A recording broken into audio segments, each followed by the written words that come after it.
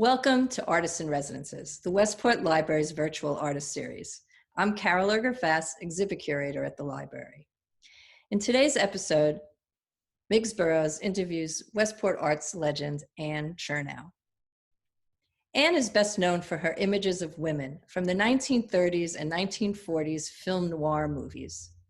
These movies were among the first to depict independent women, and they inspired Anne from a young age.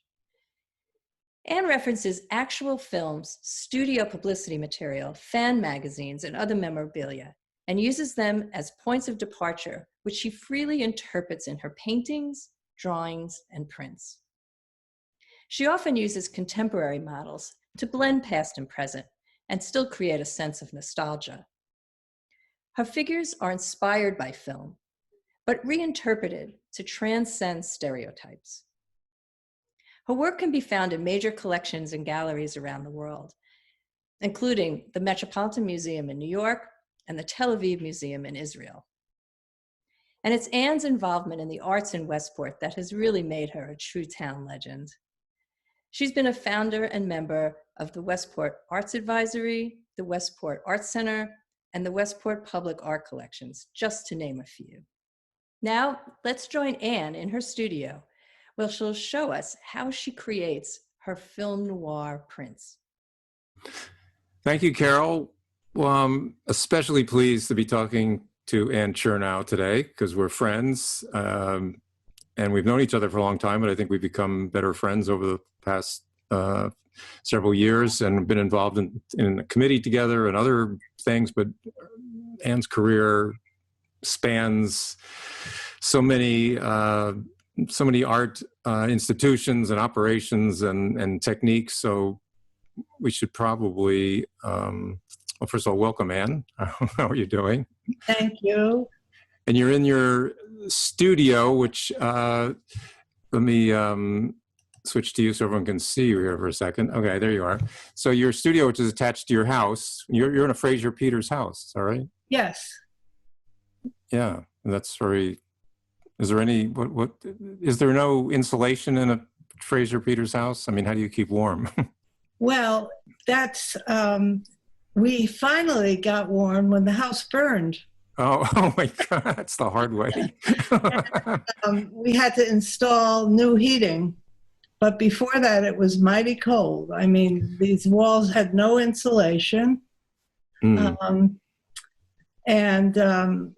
We lived like that because we had extra heating vents or something that Bert got. And that was what caused the fire. He was out of the room and the vent got so hot that it burned up a chair, and then that went through the whole house. So as with all tragedies, there are good things. And one of the things is that we got warm. New stuff. So anyway, the outside of the house did not burn. It's of stone. So I've lived here for 52 years, and I love this house. And we had no studio when we first moved in, and we moved in with 5 children. Wow. So I could not use any of the rooms. So we redid the basement and lit it fully. And that's where I worked for all the years until the kids finally left for school, all of them.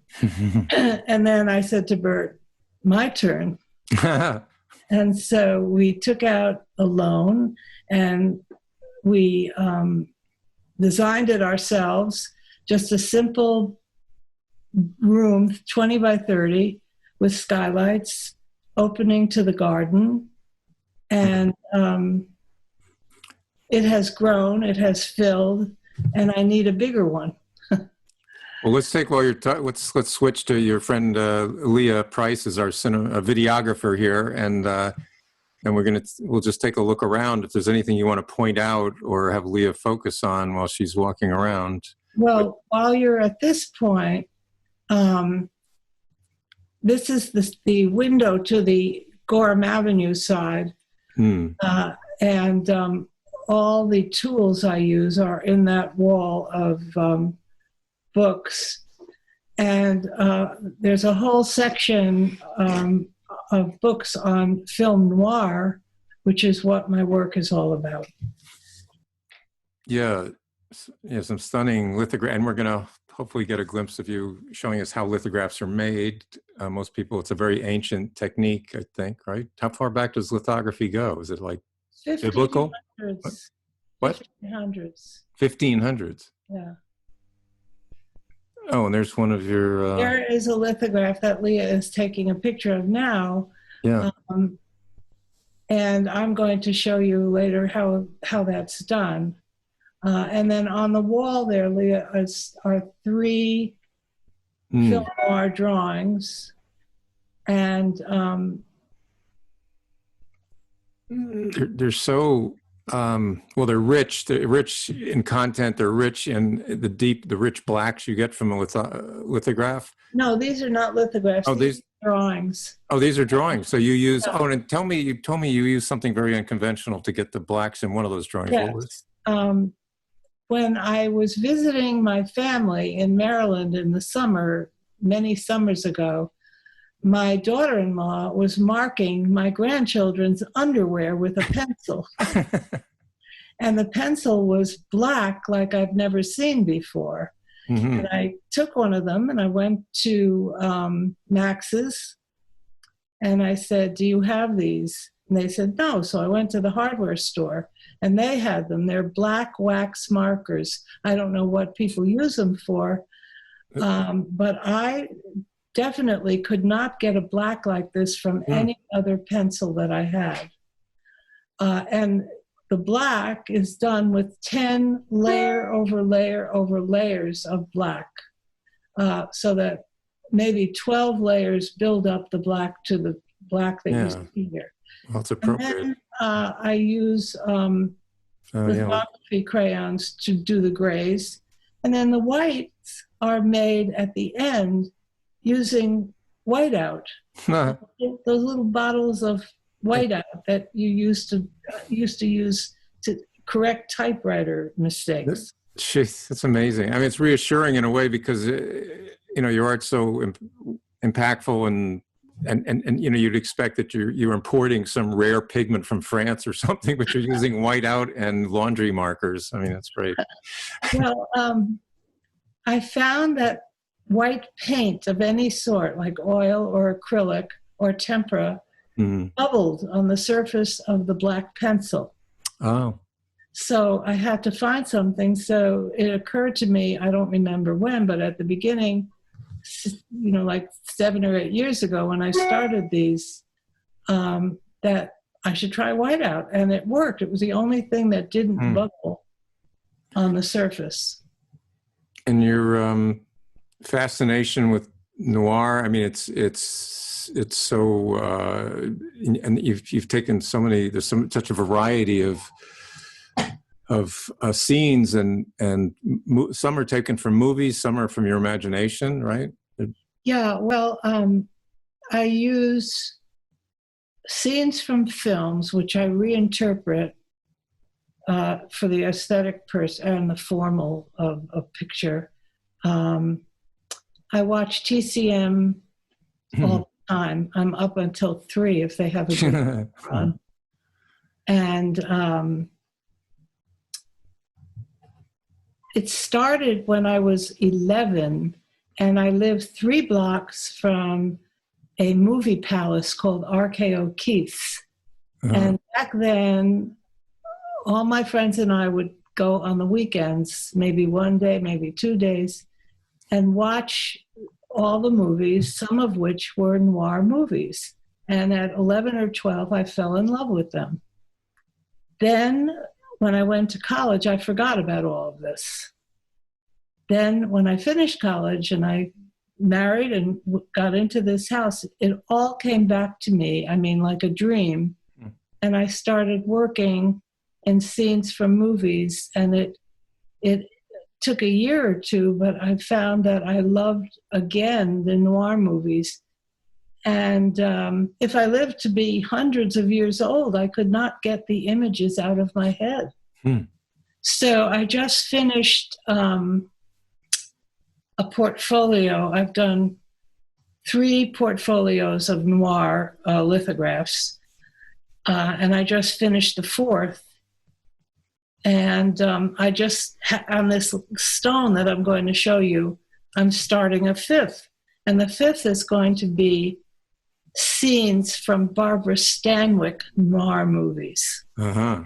And I'm looking forward to that because I've never focused on one movie. No, but you have Betty. Did you tell me you met Betty Davis, or is there some? Oh, yes. Oh, yes. Oh, that's. And she's in some of your prints. Yes. Yeah. Yeah. So that's a long, long story. Okay. But she came here to buy a painting, and she found one that looked like her daughter, so she bought it. Oh, she did? Yeah. Yeah. Nice. And the funny thing is that her secretary, who called before she could come over, said there are 2 things you don't do when she comes in. You don't call her Betty, and you don't mention Joan Crawford. Ooh. And so I watched her come out of the car, and she was Betty Davis, smoking and swinging her hips, and came to the door, which Bert answered. And the minute she opened the door, he said, "Hello, Betty." Oh. And then in the course of the 3 hours she was here, we went downstairs where I was working then, and she saw the painting that she bought, and then she looked and she saw a painting I was doing of Joan Crawford. Mm. And I suddenly gulped, and she said, "And who's that?" I said, "Well, I don't know who it's going to be." And she just didn't want to talk about it. So you sort of changed the name to protect the innocent. Yeah. Do you want to go over to the stone and just give us a Sure. little? I'll switch to Leah. Okay. Here, and you can show us. So there's one of your paintings. You can look around and look at kind of your tools of the trade. Over. It's another painting, rich blacks. And the silver. I love the highlights around the head. The backlighting, the halo on the hair, and everything. Okay. So, I don't know what you're seeing, Leah, but Yeah, we're seeing you. Yep. okay. So this is how a stone gets delivered, with a piece of paper over it so it won't scratch. This is a limestone, and they come from either the mountains near Florence or Bavaria. And I have a fabulous master printer I work with who delivers the stone to me. Now, I can't lift it because it weighs over 50 pounds, even this size. So if I want to work larger, I have to go to his studio. But he delivers me these stones, and that's how I've done the 4 portfolios. The surface of the stone is perfectly silky and flat because it's been rubbed with a round cement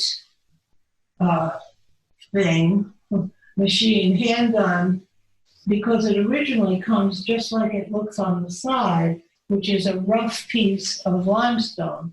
So the printmaker buys the huge stone that has been sanded on the top. And if you could feel it, it would feel like your skin. It is so beautiful to feel. And that's why I love to work on it, because it feels like nothing else, no other drawing material. And what it is a surface that you treat just like a drawing on a paper. I mean, if you can do anything on the lithostone that you can do on a paper. It's just that the way of doing it and the final version of the image is different than if you draw on a paper. Because when you draw on the stone, you have to draw backwards, because in the printing, going printer, it comes out backwards, which is what you originally wanted, but you have to think backwards when you're working. Oh, yeah.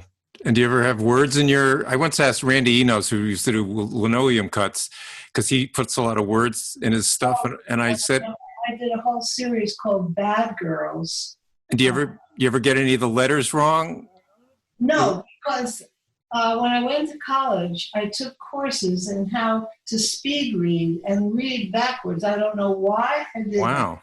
that, but it's come in very handy. Yeah, I was going to say, that's because the 40 or 50 years that Randall Enos was doing this, he told me he still gets the letter J wrong when he's doing lino cuts. Yeah. I'm sure I've gotten the letter wrong, but I can't remember when. So anyway, this stone looks like it probably weighs like 100 pounds, at least. 8 pounds. How much? It's over 50. Over, yeah, okay. It's a very strong person to carry it in from their car to the studio. Okay, well, if you take a picture of the stone, an inch all around the stone has to be left so that when it goes through the print, the press, it can be picked up by the thumb and the forefinger and not touch the image. I'm leaving an inch all around when I do it. You build it up by drawing with these wax pencils. Now, there are all different brands and all different kinds that are made, but this is a Korns, K-O-R-N-S, and I'm going to show you in the margin what the image will look like in dark. So this is the lightest, and this is the darkest. Oh, yeah, you can see the difference, yeah. So you build up the image going from light to dark, at least that's what I do. Mm-hmm.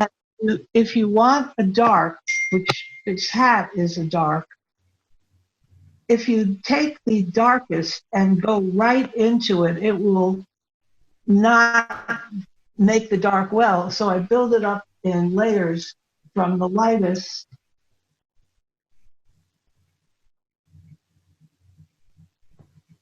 and this is a number 5. There are 7 grades. This is a number 4, which goes on top of the number 5. So you just have to do everything over and over again in terms of layering. That's the way I do it. Yeah. This is a 3 that goes on top of that. This is a 2 that goes on top of that. And at the end, you can just get dark. Now, the reason for doing this is the surface stays silky smooth. If you went in right away with the dark pencil, you would get little gritty things. Mm-hmm. So I'm going to build this whole image, which is an image of Fred McMurray on the left and Barbara Stanwyck on the right from the movie Double Indemnity. Oh, yeah. And I first drew it on as a sketch with pencil, which does not print when you put it through the press. The only thing that prints is what you do with all these pencil crayons. And it's going to take me about a month to do this. Oh, will it? So what actually, so when paper is put on, you mean the pencil that you're rubbing down now, that's what transfers to the paper? It isn't inked? Nothing is inked? Yes. Or is it?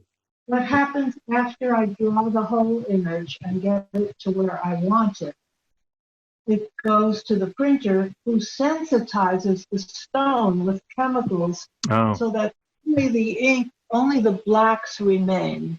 I see. And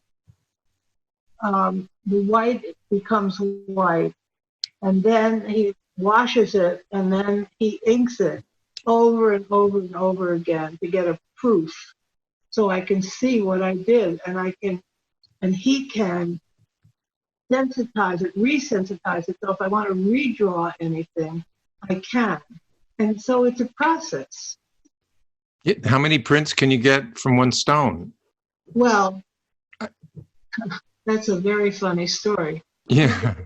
As many as the stone will hold up for. I mean, you could do one, or you could do 1,000. But I mean, wouldn't you, with the same drawing? I don't mean, reusing it for another drawing, but that one drawing, how many you could get 1,000 prints from that one drawing? Absolutely. It takes a good printer. But I decided a long time ago not to make more than 25 of anything.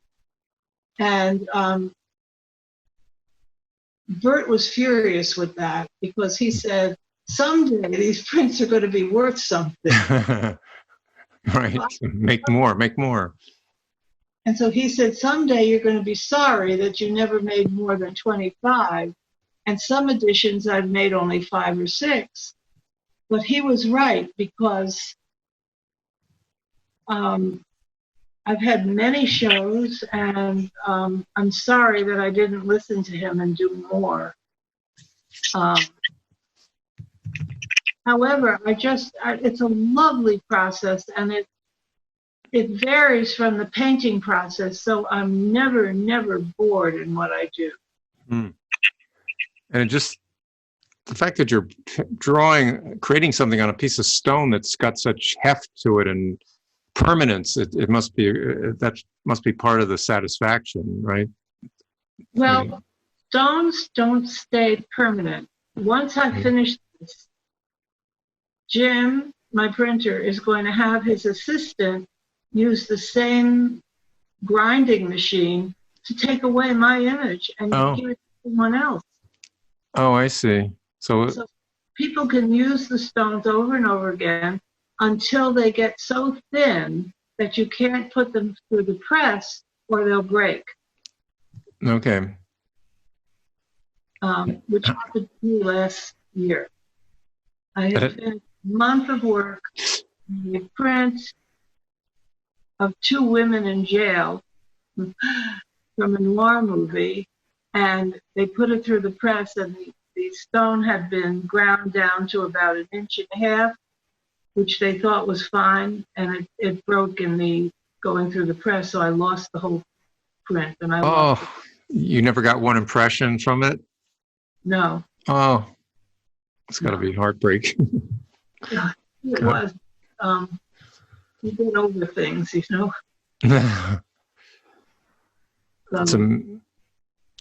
So yeah, you mentioned Jim. So he's considered a master printmaker, right? In the country, in the Connecticut. What's his? Jim Reed. A press in a building in Bridgeport, and he was fully trained at Tamarind in, I think it's Arizona, which is the most beloved lithography school in the world. And you kill yourself there, but you come out with a knowledge of printmaking that no one else has if they don't go there. All right. So I was looking to find him.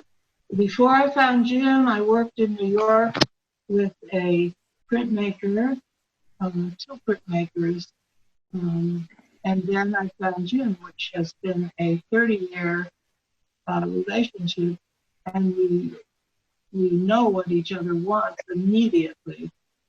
I mean, he doesn't even have to ask me; he just does. That's it. You probably should mention your late husband, Bert Chernow, is responsible. Well, first of all, you have a cousin that's not too shabby, Ron Chernow, who wrote Hamilton. He wrote the book Hamilton, right? Yes. From which the play was adapted. But Bert was, well, he's created. He urged you. He urged you to, I think maybe is urge the right word, to be more prolific and put your work out there. But he created the Housatonic Museum. He created the museum at Housatonic. Yeah, the museum at Housatonic. Yeah, he also built the Westport public collection of art. And then Bert died suddenly, and then I was lucky to meet Martin West, who himself did an amazing thing for Westport. In 1999, he was commissioned by Anne Sheffer to make a film about all the arts in Westport, not just art, but music, theater, literature, etc., starting from 1900. And that's called The Gathering of Glory, which is available at the library. And then 2009, he created another film called Years in the Making, also available at the library, where he filmed 50 Westport artists over the age of 70 who were still working in their studio and showing. And he did an hour archive of each of those artists, most of whom are gone now. And so it's very lucky he did that. So people who want to see the past history of the arts in Westport, those two films, A Gathering of Glory and Years in the Making, can be rented at the library. Yeah, it's an amazing resource. I mean, I know much time. I mean, I was involved in the periphery of designing the DVD cover, I think. But I know how many years you all worked on it, and it's a great archive of art, of the history. And if Martin West didn't do it, who knows if anybody would have, and preserve all that history. Oh, that's young Martin. Oh, he was an actor too. That's right. Yeah. Oh, I didn't realize. I actually thought it was Paul Newman for a minute. He acted in 30 films in Hollywood before he became a director himself. And if you look up his filmography, it's remarkable. Leah Price was filming this at his memorial last year. Stood up and said that she was going to complete the documentary about my work, and could never finish because of his sudden death. So that's how I know Leah, and she's fabulous. Well, you've also known since I was like a baby. Go ahead. Yeah, Leah. So how many hours of video would you have to work with that he took? Oh my gosh. Well, there are tapes upon tapes upon tapes of things. There's a lot of content, and he kept writing different outlines for kind of where he was going. Mm-hmm. But in terms of getting a rough cutout, he was doing it sequentially. So the beginning, he got pretty far on, but the rest is kind of going to be up to me, I guess. Wow. Yeah, and there's a lot to go through, and sure. It was all kind of tapes. Oh yeah. Well, yeah. I mean, these are even some of the tapes. I mean, thank you for taking that on. This isn't even all of the tapes. These are just the ones. Oh yeah, and that's it. Oh my, look at all those. Yeah, and that's his. These. That's counting what's in his computer. Wow. So well, this might be your life's work, but. Well, hopefully not. Well, thank you. We're out of time, and thank you so much for letting us in, and thank you, Leah, for showing us around. And we're going to, I think, switch back to Carol for a minute to say goodbye, and maybe she'll have a question or two for you. Or otherwise, I want to thank you both so much. Carol? Oh, thank you, Anne, and thanks, Leah, for showing us around there today. And it's so great to see you this whole quarantine period. We haven't actually seen anybody in person. And I'm glad to see that you're still deep into working and seeing the actual stones and your tools and everything. It really doesn't take any of the magic away, because it's hard to believe that you can create these things and backwards. Yeah, in fact, and standing on one leg. Yeah. Yeah. So thanks again for taking part in this. Really appreciate it. Oh, you're welcome, and thank you. Yeah. So to see more Artists in Residence videos, check out the library's YouTube page. It's Westport Pub Lib, and search Artists in Residence playlist. Thanks, and hope to see you back at the library soon.